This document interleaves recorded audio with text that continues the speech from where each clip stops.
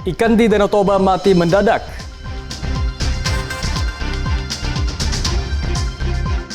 Anggota TNI ditangkap usai bunuh istri. Pemprov Sumut akan bangun puskesmas.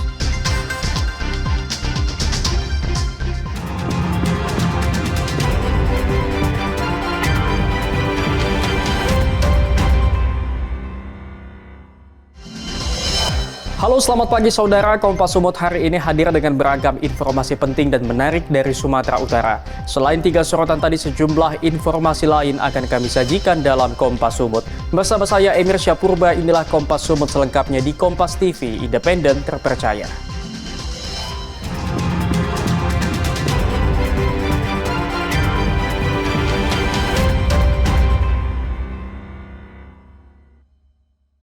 Saudara, akibat kemarau panjang, air Danau Toba di Kabupaten Samosir berubah warna menjadi keruh. Kondisi ini menyebabkan puluhan ton ikan mati mendadak. Aduh, Danau Toba. Ikannya pada naik semua ke atas. Inilah visual amatir warga yang memperlihatkan kondisi air Danau Toba yang keruh akibat kemarau panjang yang melanda Danau Toba selama 2 pekan terakhir. Oh, Danau Toba, Nauli. Akibatnya puluhan ton ikan mati mendadak dalam sepekan terakhir yang menyebabkan kerugian bagi para nelayan yang memiliki keramba. Dinas Lingkungan Hidup Kabupaten Samosir yang melakukan penelitian menyebut keruhnya air Danau Toba dikarenakan naiknya endapan lumpur di dalam perairan Danau Toba akibat musim kemarau. Kondisi ini diperparah dengan endapan limbah dari penggunaan pakan ikan di keramba jaring apung milik warga dan penggunaan pupuk pertanian di sawah serta limbah domestik masyarakat. Hal ini menyebabkan kadar oksigen air Danau Toba langsung menurun hingga menyebabkan ikan mati mendadak akibat kekurangan oksigen. Iya, yang pasti kan dengan naiknya endapan yang ada di dasar danau naik ke atas sehingga bisa menyebabkan kematian ikan dengan menurunnya oksigen atau DO. Gitu. Atau DO Pak ya? Iya, karena kemarin di tanggal 17 kita sudah ambil sampel juga dan kita sudah periksa bahwa DO-nya itu sudah di bawah 4. Fenomena yang terjadi ini dikatakan merupakan siklus 5 tahunan yang sudah pernah terjadi. Air Danau Toba juga dipastikan masih aman digunakan warga. Armendo Sinaga, Kompas TV, Samosir, Sumatera Utara. Saudara, diduga akibat mengalami remblong, truk pengangkut beras menabrak 2 kendaraan di Jalan Lintas Barat Sumatera, tepatnya di Kecamatan Angkola Barat, Kabupaten Tapanuli Selatan. 7 orang mengalami luka-luka dan 1 unit minibus rusak parah akibat ditabrak oleh truk dari arah belakang. Visual yang Anda lihat ini merupakan rekaman amatir warga sesaat setelah kecelakaan yang melibatkan truk pengangkut 30 ton beras dengan 2 kendaraan di Jalan Lintas Barat Sumatera, tepatnya di Kecamatan Angkola Barat, Kabupaten Tapanuli Selatan. Terlihat beberapa korban tergeletak di jalan dan seorang korban terlihat terhimpit di kabin truk. Kecelakaan ini bermula saat truk melintas dari arah Kota Padang Sidempuan menuju Sibolga. Saat melewati jalan menurun, truk tersebut diduga mengalami remblong dan menabrak 1 unit minibus di depannya sehingga mengalami rusak parah. Usai menabrak minibus, truk tersebut kembali menabrak kendaraan pick-up yang membawa sejumlah orang. Usai menabrak 2 kendaraan, truk menabrak pembatas jembatan hingga akhirnya terbalik dan menutup ruas jalan. Akibat kecelakaan ini, 7 orang mengalami luka-luka dan menjalani perawatan di rumah sakit. Tronton Hino ya, yang diduga remblong menabrak mobil Avanza ya, yang datang dari arah bersamaan. Sehingga mobil Avanza terhimpit menimpa rumah warga, kemudian truk Hino terguling menyerempet mobil pickup yang berada di depannya. Akibat kecelakaan tersebut, yang kami data korban mengalami luka ringan 7 orang. Ya. Kecelakaan ini juga mengakibatkan Jalan Lintas Barat Sumatera sempat mengalami kemacetan karena petugas menerapkan sistem buka tutup sembari mengevakuasi truk dari badan jalan. Khairul Bazar, Kompas TV, Tapanuli Selatan, Sumatera Utara.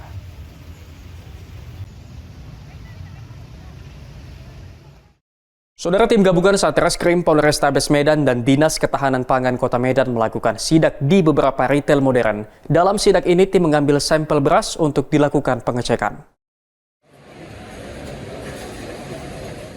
Dalam sidak yang dilakukan di sejumlah retail modern, tim gabungan Satreskrim Polrestabes Medan dan Dinas Ketahanan Pangan Kota Medan menemukan beras merek Hammer dan merek Elepas Maximus yang masuk dalam daftar beras premium yang diduga dioplos berdasarkan data yang dirilis Kementerian Pertanian.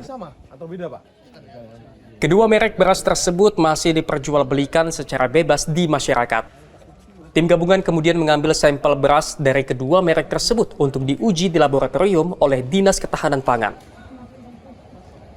Kasat Reskrim Polrestabes Medan Ajun Komisaris Besar Polisi Bayu Putro Wijayanto menyebut nantinya jika memang berdasarkan uji laboratorium ditemukan adanya penyelewengan, maka proses lanjut akan dilakukan. Memang kita tadi ada daftar list yang kita duga memang ada beberapa daftar barang. Itu pun jadi pengawasan kita. Saat ini di tempat ini memang ada kita ketemukan, tetapi sudah kita ambil sampel. Apakah sama atau beda? Ya ini apakah produk yang ada di sini apakah sesuai dengan kualitas premium atau memang sesuai temuan yang sebelumnya. Satgas Pangan Kota Medan akan melakukan pengawasan terhadap peredaran beras di masyarakat, terkhusus untuk merek-merek tertentu yang masuk dalam kategori beras oplosan berdasarkan data Kementan. Sebelumnya, Kementerian Pertanian telah merilis 212 merek beras yang beredar di pasaran namun tidak sesuai standar. Selain dari sisi kualitas, merek-merek beras yang dirilis Kementan juga terindikasi takarannya tidak sesuai dengan yang tercantum pada kemasan. Ferry Irawan, Kompas TV, Medan, Sumatera Utara. Anggota TNI ditangkap usai bunuh istri, saksikan usai jeda.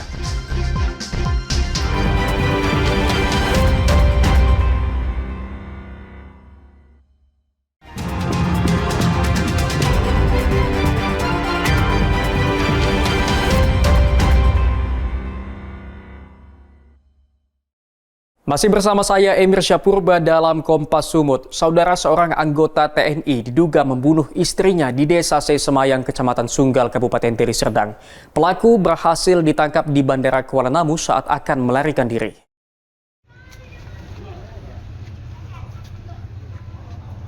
Warga Desa Sesemayang dikejutkan oleh teriakan salah seorang warga yang menemukan Astri Gustina Yolanda, istri Tengku Dian Anugrah, seorang anggota TNI berpangkat Sersan Mayor dalam keadaan luka. Korban sendiri sempat dibawa warga ke rumah sakit untuk mendapat perawatan, namun korban akhirnya meninggal dunia di perjalanan. Dugaannya yang membunuh suaminya, Bu, ya? Ya seperti itu, karena memang ada orang lain. Oh, di dalam rumah itu ada siapa aja pengetahuan Ibu? Ada Dian sama mamanya sama anaknya TK itu. Sempat jumpa sama Dian juga nggak, Bu? Saya jumpa, saya marahi lagi, saya marahi sekian tadi. Gimana percakapannya, Bu? Enggak ada, dia orang mau nanya sama saya, Wak di bawah mana? Kan terus dia yang terdekat saya bilang. Diduga korban dianiaya oleh suaminya sendiri hingga meninggal dunia. Sementara itu, Kompol Bambang Kapolsek Sunggal bilang saat ini pihak kepolisian telah melakukan koordinasi dengan Kodam 1 Bukit Barisan dalam penanganan kasus ini. Informasi yang kita terima dari masyarakat bahwa bagi itu ada kejadian masyarakat yang korban ini terbunuh di rumah.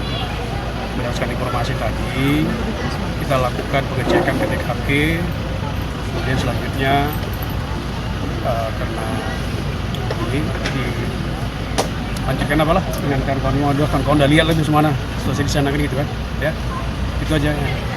Pelakunya anggota TNI, benar ya Bang? Ya nanti sudah dicek lebih lanjut. Oke. Berarti nanti ke depan kita akan berkoordinasi dengan Kodam ya, Bang, ya?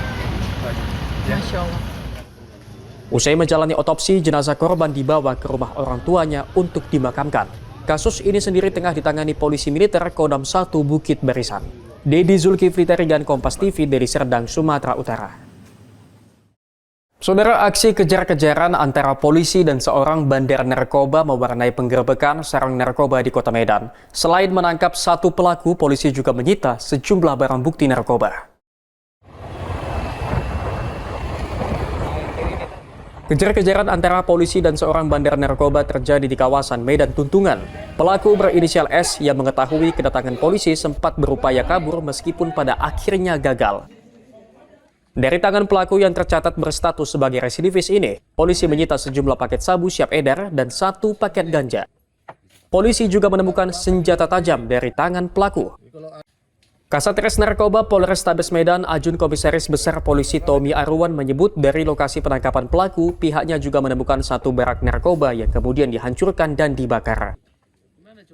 Di lokasi ini kita menemukan 1 tempat yang menjadikan barak tempat dilakukannya peredaran narkoba, dan kita di tempat ini mengamankan 1 BD inisial S yang di lokasi juga kita mengamankan barang bukti berupa poketan sabu, macis, dan juga alat bong, dan juga 1 linting ganja.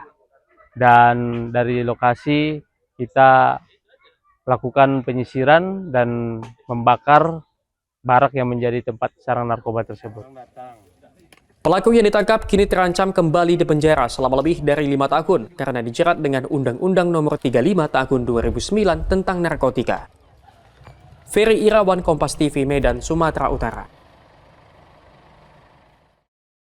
Saudara, sebuah warung bakso di Kota Medan diserang sejumlah orang. Diduga aksi penyerangan karena pelaku tidak terima ditegur pemilik warung karena sering mengganggu karyawan warung bakso tersebut. Ini adalah rekaman kamera pengawas atau CCTV yang memperlihatkan sejumlah orang menyerang sebuah warung bakso di kawasan Jalan Mandala, Kota Medan.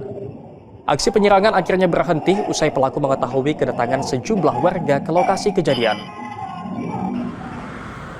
Aksi penyerangan ini diduga buntut dari aksi pemilik warung bakso yang menegur 2 pria akibat sering mengganggu karyawannya saat bekerja. Diduga karena tidak terima, 2 pelaku tersebut memanggil rekannya dan kemudian melakukan penyerangan. Akibat aksi penyerangan tersebut, gerobak bakso mengalami kerusakan. Selain itu, anak pemilik warung yang baru berusia 4 tahun mengalami trauma. Yang cuci piring itu udah beberapa hari ini diganggu lah sama preman. Motifnya apa kita nggak tahu. Terakhir kali malam minggu 19 Juli itu jam 23 kurang lebih 23 sekian 30 sekian disiram lagi yang tukang cuci piring sama air. Nah kebetulan saya nampak langsung, ditegur dari belakang, ke jalan, ditegur diam sebenarnya. Nah, nggak ngejawab juga. Sekitar mungkin kurang dari 10 menit itulah terjadi penyerangan. Itu sekitar. Pemilik warung mengaku telah melaporkan kejadian ini ke petugas kepolisian. Korban berharap seluruh pelaku dapat segera ditangkap dan diberikan hukuman yang setimpal. Dedi Zulkifli Tarigan, Kompas TV, Medan, Sumatera Utara. Pemprov Sumut akan bangun puskesmas, saksikan usai jeda.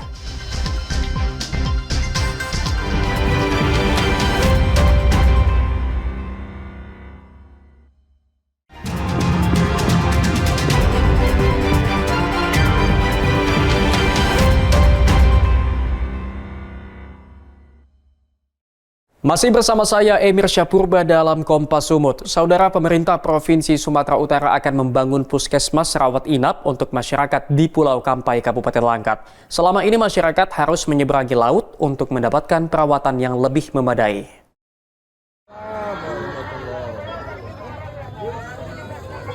Pemerintah Provinsi Sumatera Utara berencana akan menaikkan status puskesmas di Pulau Kampai, Kabupaten Langkat dari puskesmas pembantu menjadi puskesmas rawat inap dengan memiliki dokter jaga 24 jam.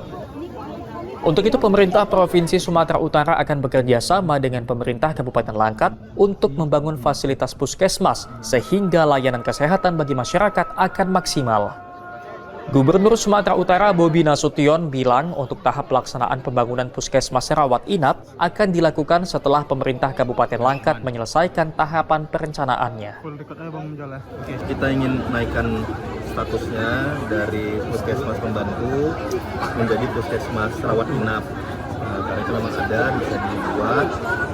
Untuk tahapan pelaksanaannya ini harus kolaborasi dengan pemerintah Kabupaten Langkat karena memang itu kan wilayah kerjanya sebenarnya wilayah kabupaten, tapi kami dari provinsi akan membantu. Tadi dari kata Pak Bupati, lahan akan disiapkan Pak Bupati, perencanaan untuk pembangunan puskesmas rawat inapnya akan dibuat di kabupaten.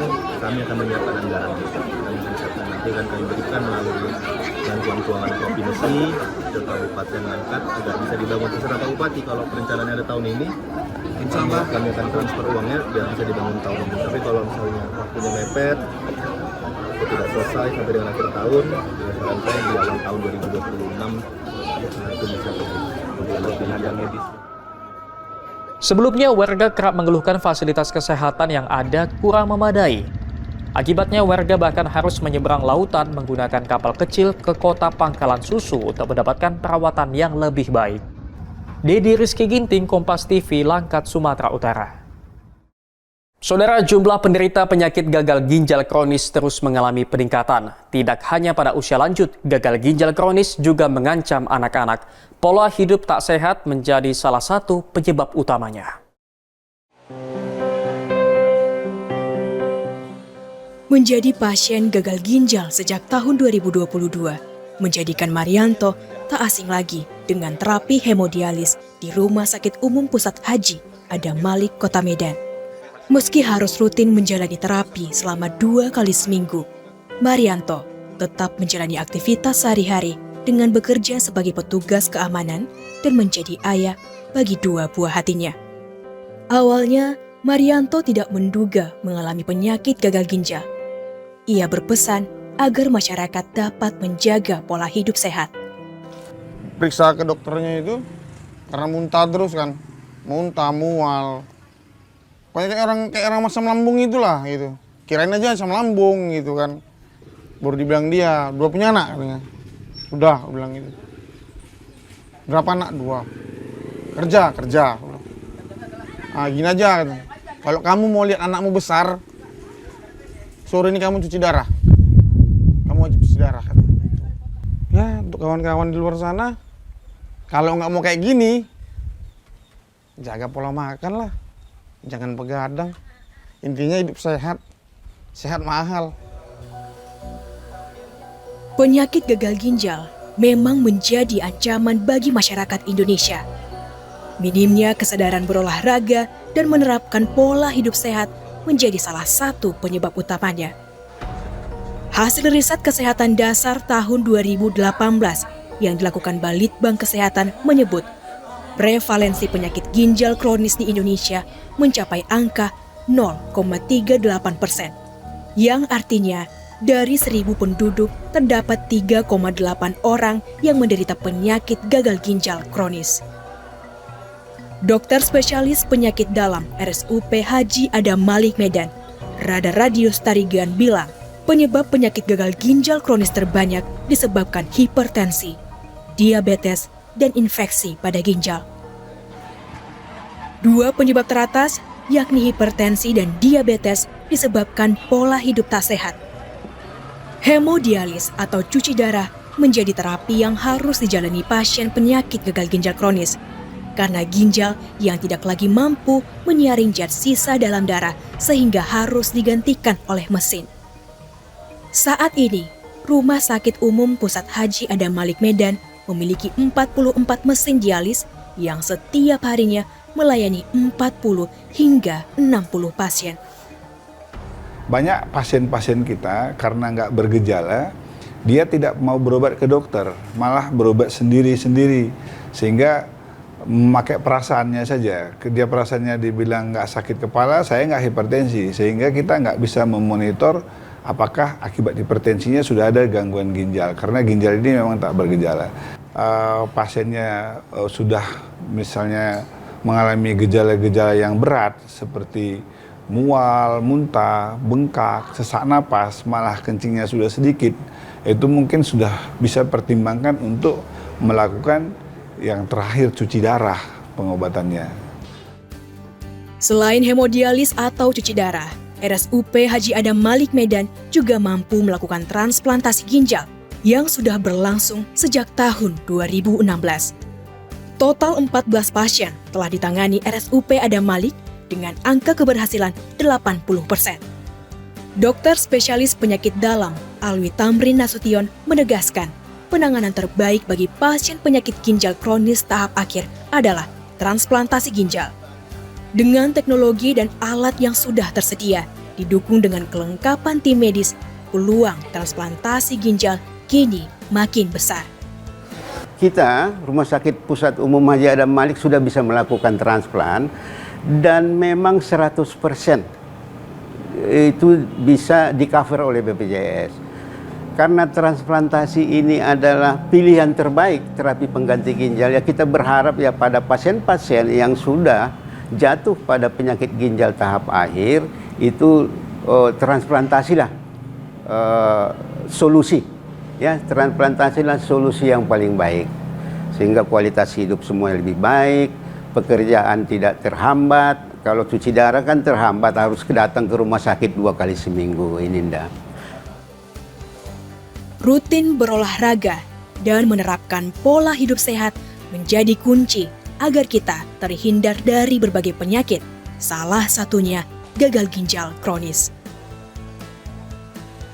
Tim Liputan Kompas TV, Medan, Sumatera Utara.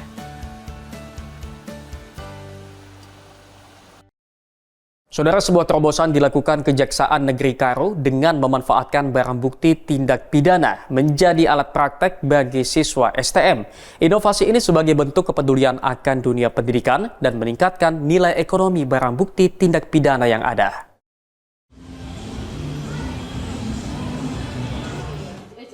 Melalui program Titip Rawat, Kejaksaan Negeri Karo bekerja sama dengan 2 sekolah teknik menengah negeri di Kabupaten Karo untuk pemanfaatan barang bukti yang telah berkekuatan hukum tetap dan dirampas untuk negara.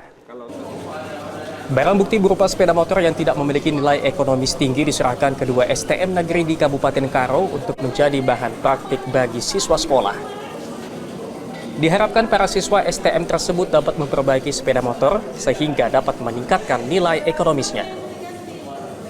Jadi program Titip Rawat ini sebenarnya barang bukti yang sudah berkekuatan hukum tetap yang mana dalam putusannya itu dirampas untuk negara, itu kan akan kita lelang pada akhirnya nanti Bang untuk meningkatkan PNBP kita. Nah, agar PNBP kita itu nanti meningkat, itu barang bukti kita itu kita titipkan untuk diservis yang mana keadaannya atau kondisinya itu tidak baik kepada SMK Negeri 1 Merdeka sehingga nanti pada saat lelang nilainya itu meningkat begitu. Kepala Sekolah STM Negeri 1 Merdeka mengaku senang dengan adanya kerjasama dengan Kejaksaan Karo karena para siswa memiliki lebih banyak kendaraan yang dapat digunakan sebagai bahan praktik. Jadi pada prinsipnya kami dari besar SMK Negeri 1 Merdeka ya sangat bersyukur mendapatkan inovasi ini. Kenapa kita sangat bersyukur? Karena kan selama ini kan anak-anak kita praktek mungkin dengan unit-unit yang sudah tertentu. Tetapi dengan adanya inovasi ini tentu ada unit yang beragam. Ya, yang beragam yang bisa mereka servis sehingga ini menjadi tantangan tersendiri untuk anak-anak dan menjadikan mereka memiliki inovasi juga bagaimana melakukan servis sepeda motor yang diberikan dari pihak kejaksaan. Ini kira-kira. Saat ini sebanyak 6 unit kendaraan jenis sepeda motor dipinjamkan ke 2 sekolah kejuruan. Nantinya kendaraan yang telah diperbaiki akan ditukar kembali untuk dijadikan alat uji praktik. Hendri Setiawan, Kompas TV, Karo, Sumatera Utara. Sampai di sini Kompas Sumut hari ini. Anda bisa menyimak video tayangan kami di kompas.tv atau menyaksikan secara langsung via streaming di kompas.tv/live. Kami undur diri, tetap saksikan rangkaian program berita di Kompas TV, independen, terpercaya.